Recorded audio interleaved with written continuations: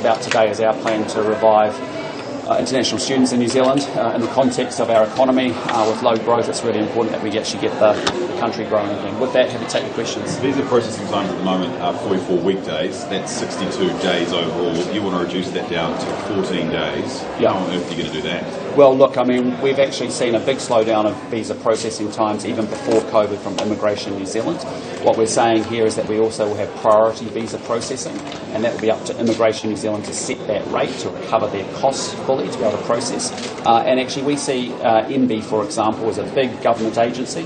It's added 2,500 staff. It's had an extra $500 million worth of budget added to it. And what we really want Immigration New Zealand for is to deliver outcomes for New Zealand, and actually we'll protect those frontline services, get these visas processed and get these young students here. Who's going to process the visas though if you're gutting the backroom staff? What we're doing is we're making sure we can deliver frontline services, but we want every resource focused on delivering outcomes. And as a result, as I keep saying, in Immigration New Zealand's case, it's about speeding up visa processing, making sure that they are actually delivering for us in New Zealand, doing the audits they need to be doing on accredited workers, employers, and making sure we get that job done. We can make sure that we move communication staff out of back office functions.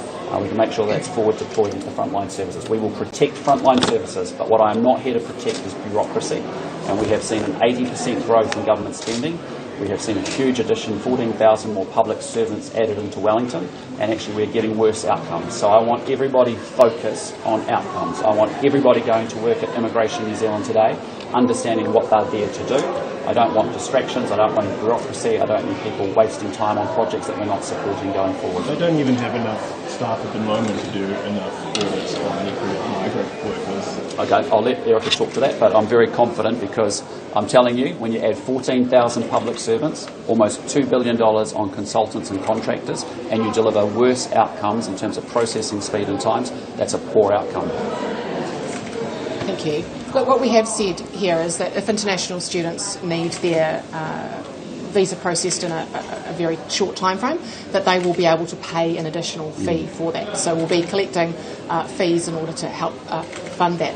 But what I would also say is we've got an announcement coming in the next few weeks, our immigration manifesto announcement, where we will talk about how we're going to speed up visa processing using some pretty innovative new ways to support Immigration New Zealand. So we'll have more to say about that. How much are those fees? How much are the How much fees? are the fees? Well, actually, in terms of the actual visa processing for student visas, that'll be set by Immigration New Zealand to make sure they fully recover their costs. As we talked about with our tax plan, we actually are also going to introduce accelerated fees as well for immigration. And again, in that case, we've said, look, let's peg our fees at about 90% of what Australians charge. That actually new migrants coming to New Zealand can pay fees. User fees need to be recovering the costs of Immigration New Zealand, and we'll cap that at about 90% of what it is in Australia. So it's competitive, but actually we are making sure that there is cost recovery happening as a result. Where does the money go as well? Does it go back into just supporting Immigration New Zealand, or does it go to pay for another policy? Yes, it goes back into supporting immigration. No, we, as we talked about with respect to our tax plan, we want Immigration New Zealand to be able to recover its costs by actually being able to fast-track processing of visas. And as a consequence, what that means is they will set prices that recover costs, but are also capped at about 90% of what Australia charges for the equivalent visa, so we stay competitive. But that's really important. Do you have anything else to say about user fees? No, I think that, the boss has covered it all, but look, what I would say was when you look back at 2017, we were processing student visas much faster than we are now. Pre-COVID. All we're saying is if also students have an emergency case where they need to have their visa processed in a much shorter time frame, we'll allow them to do that by paying a fee. But also we want to be able to bring the regular visa processing down as well to what it was when we were last in government. Why do they take so long? That's a question for Andrew Little. Yeah. If you're elected, what time frame would you see as implementing these changes that you're talking about? As quickly as possible. I mean, we are in a situation where Canada has already bounced back to its number of international students pre-COVID. Australia is pretty much there already. and our numbers have us probably at about half of where we once were. And so our challenge is that we've been too slow out of the gate. Our competitors have got to jump on us. They've also been, frankly, pushing the proposition for international education in their countries to a much broader set of markets as well. And that's why, our fourth point is we actually want Education New Zealand to get out and about and actually broaden the source of international students to New Zealand as well. If GDP figures today show the country is no longer in recession as expected, doesn't that take some of the heat out of your argument that Labor has mismanaged the economy? I'd just say to you, we have low and anemic growth going on in this country, and when you look at the forecast that we saw from Prefu, that is not something for us to be proud about. I think it is likely that there'll be sort of slow, very, very anemic, slow positive growth for the second quarter, the June quarter. You're already hearing the Reserve Bank of New Zealand saying the third quarter, which is the September quarter, is probably a negative growth again. And there's always talk of a double-dip recession. What I'm focused on is either way you look at it, what we're seeing is slow, low, anemic growth for New Zealand for a while, and that's something that we've got to stop. And as a result, we have to rediscover how to grow this economy. And you cannot sit here, waking up each and every day, not maximising opportunities that are in front of us, like international student education, and that's why we've got to turbocharge it and get it revived. An idea of how many extra international students might come as a result of this? Yeah, we'll talk to that. Yeah, well, we had 55,000 before COVID, so we really should be aiming to get back to at least pre-COVID figures, and we really, we should be able to do that. We should be able to expand on that even. Can I just ask about a thing here about where your recruitment from? You've said that Education New Zealand's been focusing on Asian countries. Yeah. What countries do you want the students to come from? Yeah. Look, that's something we'll work through with Education New Zealand because they are doing all the market research. We also need to look at where our competitors are. So it is important, though. We've got one of the lowest diversity, only 9 countries that we source most of our students from. So we really need to be looking at the economies that are growing fast. But that's a conversation I would be having with Education New Zealand in terms of looking at their market research. And I can hear the political parties now calling this a dog whistle, saying the National Party doesn't want more Asian students. No, not at all. No, it's and. As Christopher said, it's an and. We just want to grow other markets as well as. Are you comfortable with the level of record migration that we have at the moment? Or is obviously that brings a lot of skills, but it also puts a lot of pressure on infrastructure, housing, and things like that.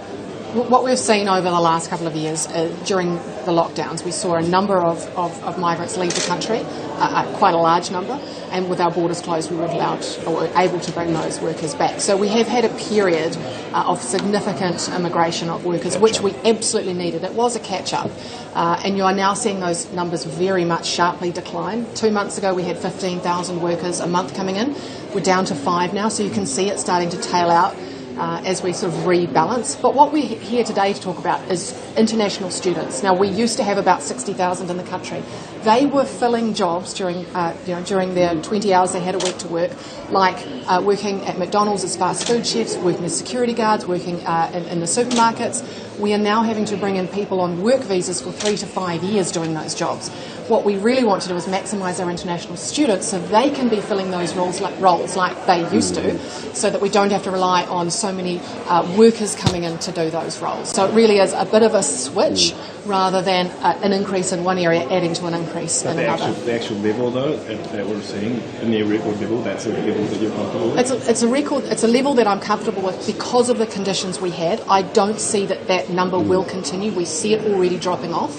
And I think both the Minister and I both agree, because we've both looked at the statistics, we can see it tailing off. It will rebalance. It's not going to remain at the levels we've seen because that was a catch-up. Where do you want it to rebalance to, ideally? Well, look, what I'd say is no politician and no leader of any government is going to be able to give you a number. What's important is that it actually matches what we need in the economy.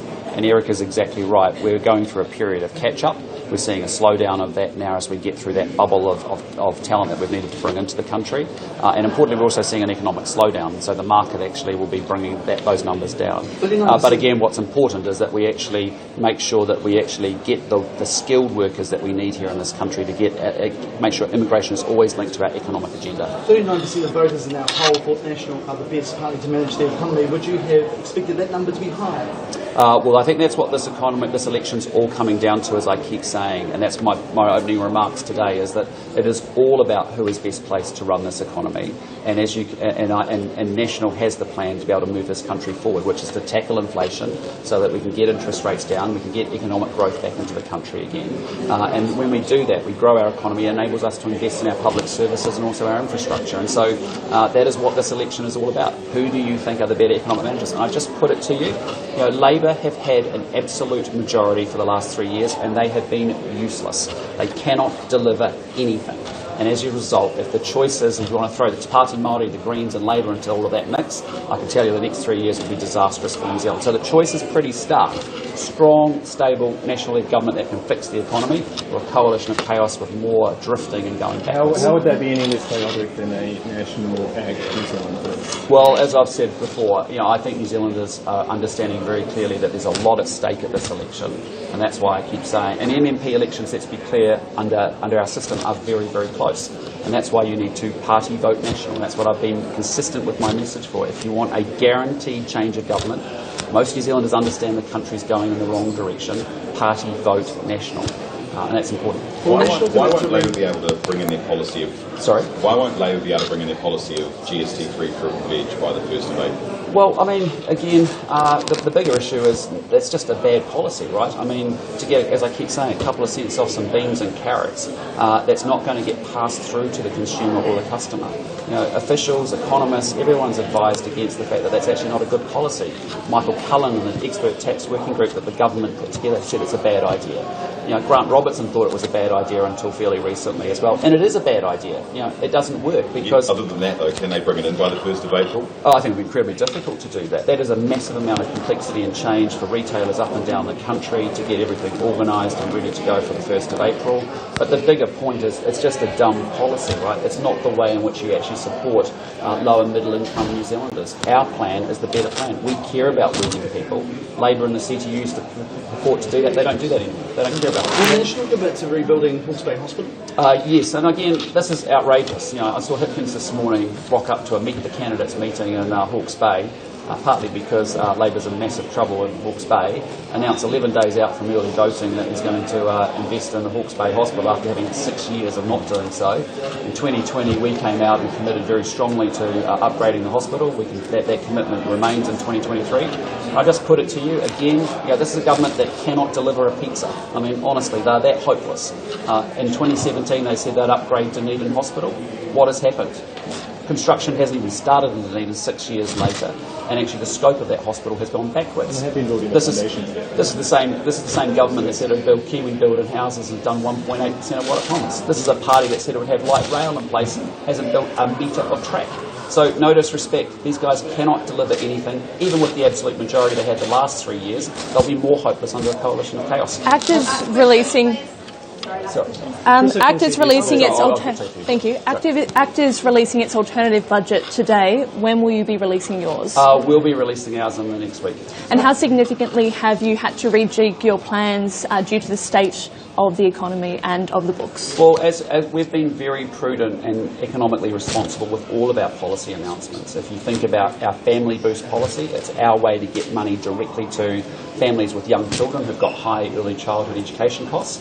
We're doing it straight into their bank account. How do we fund it? From knocking off $400 million worth of consultant spend. And the same things happen on our tax plan. Our tax plan is delivering income tax relief to working New Zealanders, and we're doing that through reprioritising savings and raising new revenues. And so we have been very constructive and thoughtful about how we actually fund our policies. But as I said, our tax plan stands alone from our fiscal plan, and we'll detail that shortly. How would you describe your personal level of trustworthiness? Pretty trustworthy or super trustworthy? Super trustworthy. The New Zealand people can trust me that I came to this job 2.5 years ago into political life because I want this country to be better than this. There is so much potential in this great country of ours. We have such a great future ahead of us. but we are not realising that potential, we are not solving our problems, and we are not maximising opportunities. And that's why I came here, because I solve problems, I get things done, I build great teams, and we need to go to work and have a great future. How will you manage David Seymour and Winston Peters? They're not very fond of each other. Are you going to be able to manage? Well, as I've said to you, if you want to change this government, a guaranteed change of government, you have to party vote for National. And we will work with the outcomes that the New Zealand people give us on election night. As I said, I'm very confident that David Seymour and I and the National government will be able to work incredibly well together. We know each other well, we've worked well in the past. We have alignment on some of the ends around economics and education and other things. The way we deliver it will be different, but we'll work our way through it. When's the last time you communicated with, you talk to David Seymour a lot, and you guys have a good relationship? Yeah, we've been neighbours for 4 years. So when's the last time you communicated with Mr. Peters? Oh, it would have been months ago. Yeah. I would have run into him in some event. Yeah. If there's no jobs left in the skill shortage area, what do they do, the international students and their partners? Well, look, I think we've got a long way to go before we get to that problem. What we have is a situation, and that's what Erica and Penny have been talking about, is to say, how do we make that more dynamic? We had a perverse conversation last year. Last year we said we were 4,500 nurses short, and we spent the whole year arguing with this government about why nurses couldn't be added to the green list. We went a whole year about that. I mean, that is insane. We either have a problem in this country and we're solving problems, or we just keep talking about stuff. And so the talk is finished, we need to get into action mode. And what we want is a more dynamic read of actually where are the worker shortages, and actually let's accelerate those roles and those professions into fast tracking and getting them here as international students and and solving our worker shortages. Mark Mitchell. Reaction, Chris Hipkins said yesterday that he was treating New Zealanders with contempt for not releasing the model employment tax package. What's your reaction? Well, look, I don't take lectures from Chris Hipkins. I mean, he has single-handedly, him and Grant Robertson, run this economy into the ground and actually caused huge pain and suffering for New Zealanders. So he's out of touch, he's out of ideas, he's out of time. Are you treating New Zealand? Absolutely not. We've been incredibly straight up about how we actually fund our tax plan. I think, actually if you're Chris Hipkins, the Labour Party or the CTU should come out and support it. Because what we're doing is essentially saying we're going to adjust tax thresholds for inflation. We're going to use tax credits, whether it's working for family, the IETC, and our Family Boost Way.